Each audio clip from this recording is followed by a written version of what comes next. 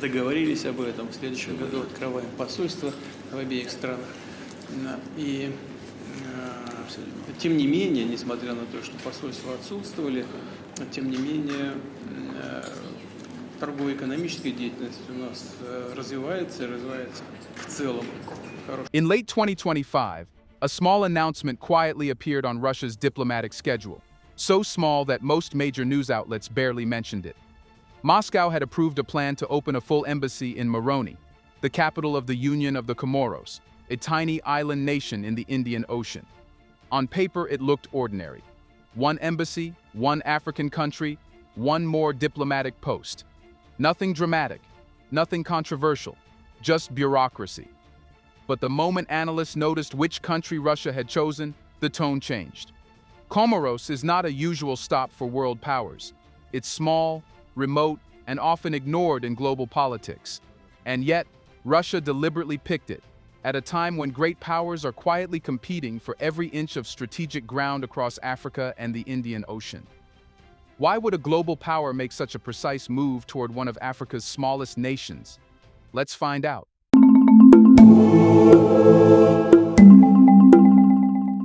For years, the Union of the Comoros lived far from the global spotlight.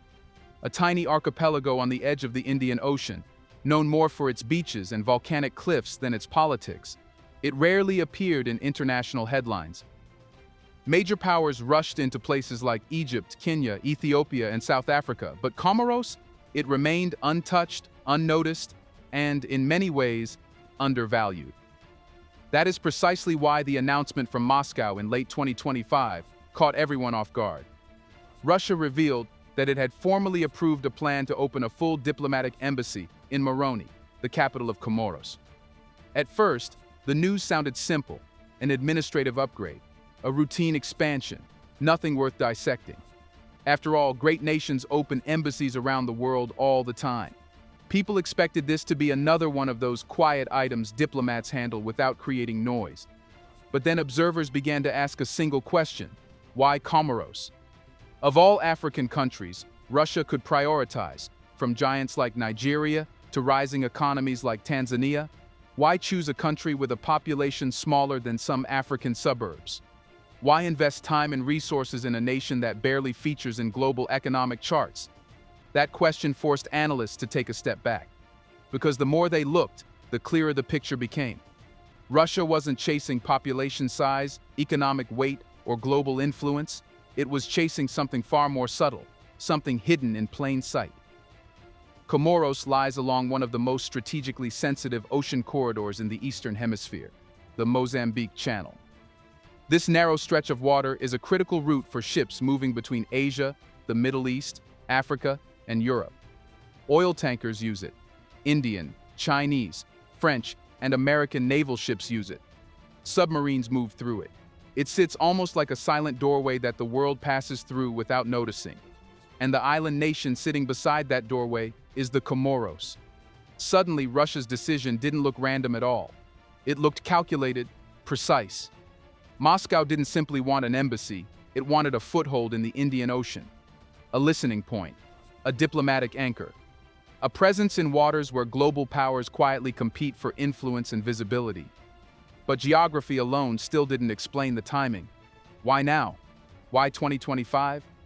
Why a year when Russia was already involved in multiple diplomatic expansions across Africa, reopening embassies in Burkina Faso, planning missions in Sierra Leone, South Sudan, Togo, and beyond? Because something much bigger is happening across Africa, a shift the world didn't expect to accelerate this quickly. Small African states, once overshadowed by Western influence, are beginning to make independent choices. They are redefining who they partner with and how they engage with the world. And Russia sees that shift not as a possibility, but as an opportunity. Which brings us to the real turning point. What exactly makes Comoros so valuable to Russia's broader strategy in Africa and the Indian Ocean?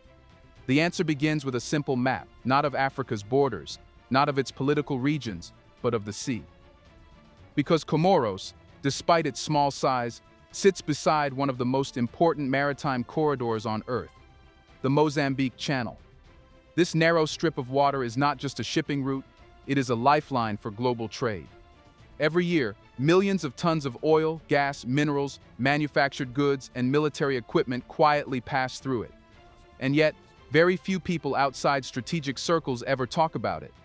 The channel lies between Madagascar and mainland Africa, and what makes it powerful is not its beauty, it's its vulnerability. Any disruption here, even for a few days, can shake supply chains from Asia to Europe. The energy ships heading to Western Europe, the cargo ships going to East Africa, and the naval vessels patrolling the Indo-Pacific all pass near Comoros. If you understand the Indian Ocean, you understand that the countries along its choke points matter far more than their GDP or land size. They become observation decks overlooking global traffic. This is exactly what Russia sees. В значительной степени тот уровень благосостояния, который достигнут в бывших колониальных державах, он основан на ограблении Африки. Это всем известно хорошо. Да, собственно, исследователи в той же самой Европе этого и не скрывают. Так и есть. Они говорят, на горе и страданиях африканских народов построено в значительной степени, не говорю целиком и полностью, нет, но в значительной степени благополучие колониальных держав. Это очевидный факт. Ограбление, работорговля. A full embassy in Comoros gives Moscow more than diplomatic presence. It gives it strategic visibility. It allows Russia to anchor itself near a maritime artery that France, the United States, India, China, and even Gulf nations closely monitor. And unlike Djibouti, crowded with foreign bases, or Seychelles, too politically sensitive, Comoros is open, unclaimed, and underengaged. It is a quiet place where a single embassy carries influence far beyond its borders. But Russia isn't entering Comoros only for maritime calculations. The island's location gives it access to the surrounding region, a region undergoing one of the greatest geopolitical shifts Africa has seen in decades. Across the Mozambique Channel lies Mozambique, home to massive gas reserves. Northward lies Tanzania, rising as an energy and logistics hub. Westward lies the southern edge of the Congo Basin, where global competition over minerals is intensifying. And to the northwest lies the Comorian diaspora in Mayotte, still a territorial flashpoint between France and the Union of Comoros. Being in Moroni gives Russia proximity to all of this. Now, consider the timing. In the last 3 years, Moscow has rapidly expanded diplomatic missions across Africa: Burkina Faso, Equatorial Guinea, Niger, South Sudan, Togo, and Liberia. It is not moving randomly, it is building a chain. A presence in Comoros connects the Indian Ocean side of that chain to the continental side. It ties the Sahel's political turn away from the west with the Indian Ocean's quiet strategic roots. For Russia, Comoros is a link, a small one, but one that closes a gap in its African footprint. But even then, understanding why Russia wants Comoros is only half the story. The other half is understanding why Comoros wants Russia. So the question becomes, why is Comoros so willing to welcome a major power like Russia at this specific moment? To understand why Comoros is welcoming Russia so openly, you have to understand what the island has lived through for decades. Comoros has always existed in a complicated relationship with the outside world, especially with France. Even after independence, Paris maintained deep influence over the islands through aid, security arrangements, and its control over Mayotte, the fourth island of the archipelago that voted to remain French. For Comoros, this created a long-standing imbalance. It relied on France for economic support, yet resented the political pressure that came with it. This imbalance left Comoros with very few choices. Major powers rarely showed interest. Global institutions offered support but demanded reforms. Western partners expected alignment, and larger African states were busy with their own domestic struggles. So Comoros, despite its strategic location, remained politically isolated, a small country in a big ocean, often treated as a footnote. This is exactly what makes Russia attractive right now. Unlike the West, Moscow approaches African nations, especially small ones, with a different tone. Russia doesn't ask for political alignment. It doesn't issue public demands. It doesn't attach conditions to partnerships. Instead, it offers something Comoros rarely gets from global powers: straightforward cooperation without interference. For Comoros, this is powerful. The island wants partners, not overseers. It wants investment, not lectures. It wants security assistance without being forced to choose sides in global conflicts. Russia's entry offers exactly that. By hosting a Russian embassy, Comoros gains diplomatic balance. Suddenly, it is not fully dependent on any one power. Suddenly, it can negotiate harder with Western institutions. Suddenly, it has options. There is also a very practical layer to this shift.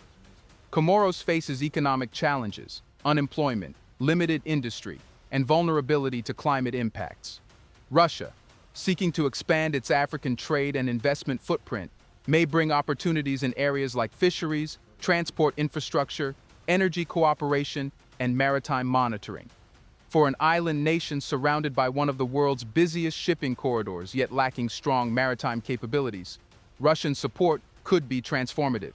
There is also the matter of security. The Indian Ocean has seen increasing concerns over piracy, trafficking, and illegal fishing. France and the US monitor parts of the region, but Comoros often feels sidelined. Russia stepping in gives Moroni another partner whose naval presence and maritime technology could enhance security without overshadowing the country politically. But the biggest reason may be this.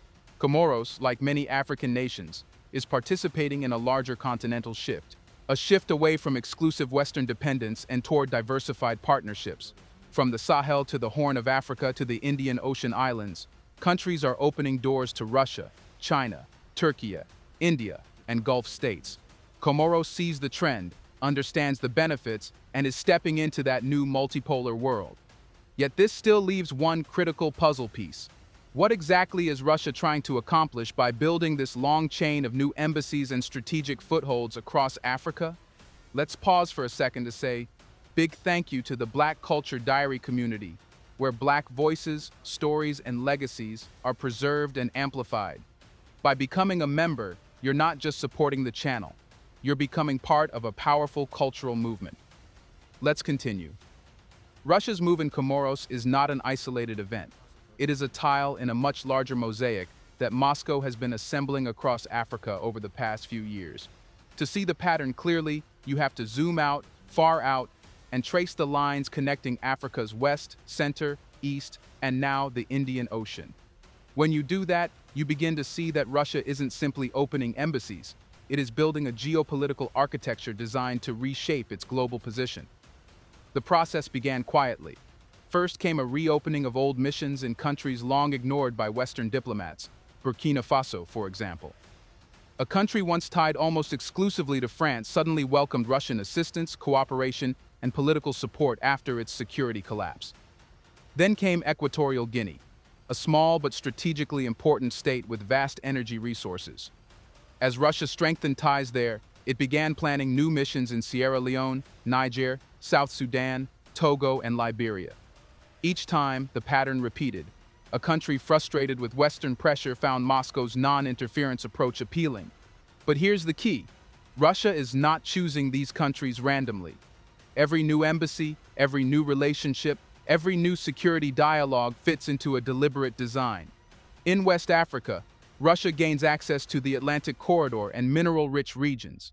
In Central Africa, it builds political leverage through established partnerships.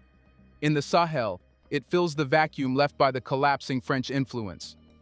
And now, in the Indian Ocean, Comoros becomes part of the eastern flank of this new African network. What is Russia's endgame? Not conquest, not dominance, not colonial entanglements. Russia wants something more strategic, a continent-wide presence that gives it diplomatic influence, economic access, security partnerships, and a voice in African-led initiatives without the burden of controlling nations. Africa's importance in global politics is rising rapidly. Its population is growing, its markets are expanding, its minerals are essential for global industries, and its strategic geography shapes global trade routes. Russia knows this, and it also knows that the West has been slow to adjust. Most Western nations still treat Africa as a region to influence, not a region to respect. Russia's approach, in contrast, appeals to African leaders who want equal partnerships, not hierarchical relationships. Adding Comoros to its network also gives Russia something else, a three-dimensional presence. On land through partnerships in the Sahel and Central Africa. At sea through a foothold near the Mozambique Channel. in diplomacy through embassies that cement long-term influence. It's not about military bases. It's about access, visibility, and relationships. It's about shaping Africa's future from within, not from above. And as Russia connects these new diplomatic outposts, a clear question emerges. How does this expanding network change Comoros' position, and what practical benefits does Russia bring to the island nation in return? Here's a reminder to please like and share the video and subscribe to our channel to watch more videos on Black culture, history, civilization, and identity. Let's continue now. To understand what Comoros gains from Russia's arrival, you have to start with a simple truth. Small nations rarely get to negotiate from a position of strength. For decades, the Comoros lived under the shadow of one dominant external power, France. Aid, migration control, investment, and even political pressure all flowed from Paris to Moroni. This dependence gave Comoros very little room to maneuver. When a country only has one major partner, it cannot bargain, it cannot diversify, and it certainly cannot reshape its future on its own terms. Russia's decision to open an embassy changes that dynamic instantly. For the first time in years, Comoros has an alternative. That alone gives the island leverage it has never had. When a small state can look a larger power in the eye and say, "We have other options," its bargaining power multiplies. Russia's presence becomes a diplomatic counterweight, not to replace France necessarily, but to ensure that Comoros is no longer politically cornered. The benefits go far beyond symbolic balance. Comoros needs investment in key sectors: maritime security, fisheries, energy, infrastructure, and food systems.